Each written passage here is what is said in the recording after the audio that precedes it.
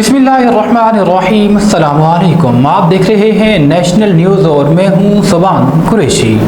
नारोवाल से नुमाइंदा मोहम्मद फारूक की रिपोर्ट के मुताबिक वज़ीर आला पंजाब मरीम नवाज के विजन के तहत महंगाई और ग्राम फरोशी के खात्मे के लिए पंजाब इन्फोर्समेंट रेगुलेटरी अथॉरिटी के क़याम के हवाले से भर्ती होने वाले उम्मीदवारों का दूसरा फेज़ मुकम्मल। Focal person additional deputy commissioner general Ghulam Sarwar की सरबराही में फ़िज़िकली टेस्ट का दूसरा मरहला दौर से शुरू हुआ। 131 उम्मीदवारान में से 99 उम्मीदवारों ने हिस्सा लिया, जिनमें से 95 उम्मीदवार कामयाब हुए। असिस्टेंट कमिश्नर ज़फ़रवाल शबाना नज़ीर और असिस्टेंट कमिश्नर शक्करगढ़ तारिक महमूद भी इस मौका पर मौजूद थे। डिप्टी कमिश्नर सैयद हसन रज़ा ने फ़िज़िकली टेस्ट की मॉनिटरिंग करते हुए कहा, पंजाब इन्फोर्समेंट रेगुलेटरी अथॉरिटी का बुनियादी मकसद अशियाए ज़रूरिया की कीमतों की सख्त निगरानी और महंगाई पर काबू पाने के लिए फ़ौरी इक़दाम करना है।